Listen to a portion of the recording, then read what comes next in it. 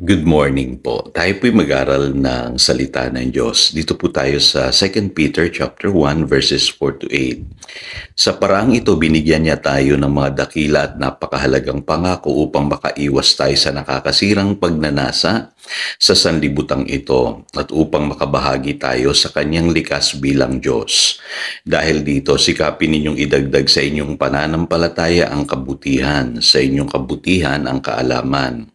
Sa inyong kaalaman ang pagpipigil sa sarili, sa inyong pagpipigil sa sarili ang katatagan, sa inyong katatagan ang pagiging makadiyos, sa inyong pagiging makadiyos ang pagmamalasakit sa kapatid at sa inyong pagmamalasakit ang pag-ibig.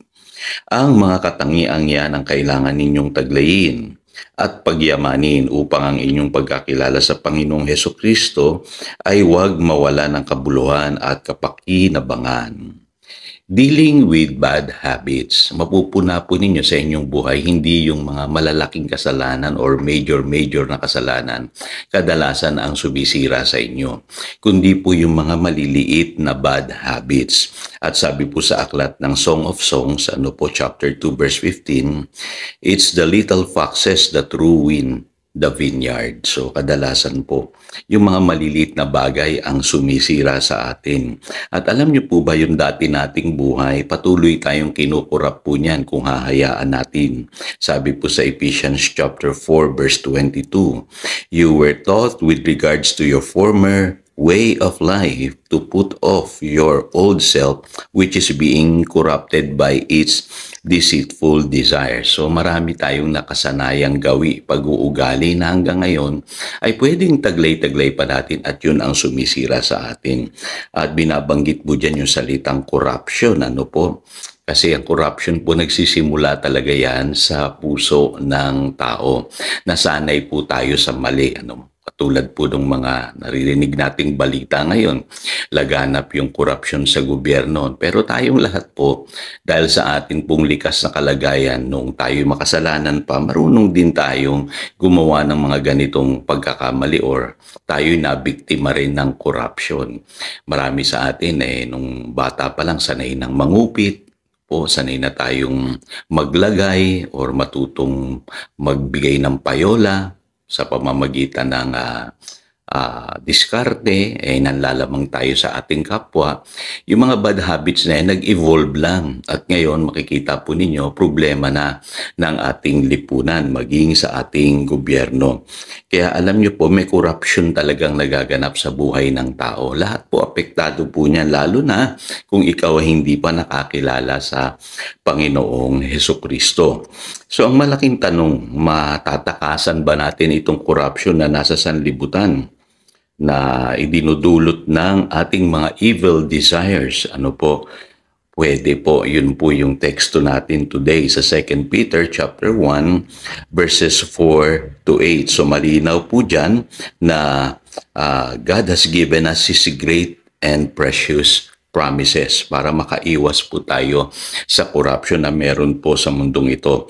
Kaya ang unang-una po dapat natin gawin, tayong mga Christians, matuto tayong mag-memorize ng scriptures, yung mga pangako ng Diyos. Naalala ko po isa sa mga verses na na-memorize ko nung ako'y bagong Christian pa lang ay yung Psalm 119 verse 11. Yung pong, I have hidden your words in my heart that I might not sin against you. So totoo po yun, kapag may palaman pong salita ng Diyos yung ating puso, tayo po'y maiiwas sa kasalanan. So pangalawa po, dapat isabuhay po natin yung ating new nature. Kasi sinasabi po dyan, we should become partakers of the divine nature. So, ang gawin po natin everyday ay gumawa po tayo ng mga powerful confessions. Sabihin natin ng malakas sa ating sarili na tayo'y mga anak ng Diyos at tayo'y nagtagumpay na sa sanlibutang ito. Yun po yung sinasabi ng 1 John chapter 4 verse 4. Hindi na tayo kasama sa sistema ng mundo. Iba na tayo.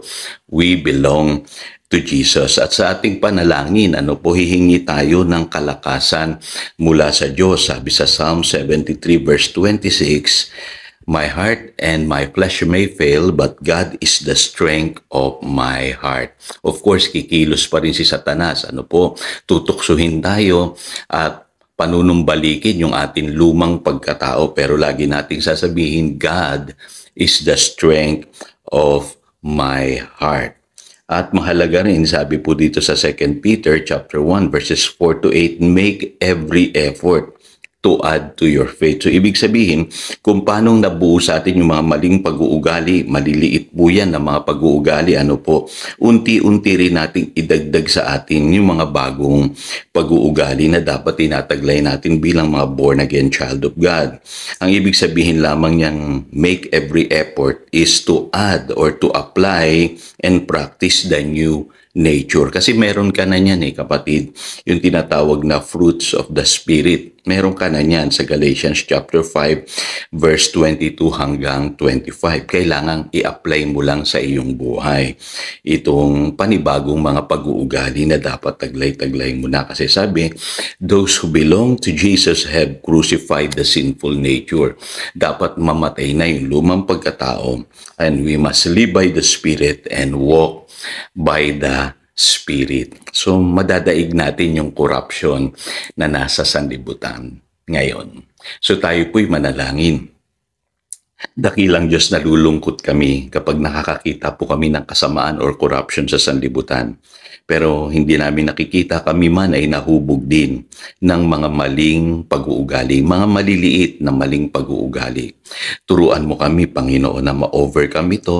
Ngayon kami mga bagong nilalang na kay Kristo Jesus at naniniwala kami, kaya namin daigin ang korupsyon na mayroon sa sanlibutang ito, dahil yan ang iyong pangako dito po sa 2 Peter chapter 1 verses 4 to 8. Salamat po sa tagumpay na ibinigay mo na sa amin. Purihin ka, Panginoon. Yan ang aming panalangin. In Jesus' name, Amen. Again, ito si Pastor Jojo, nagpapaalala upang daluyan tayo ng pagpapala, manatili tayo sa kanyang salita. Good morning.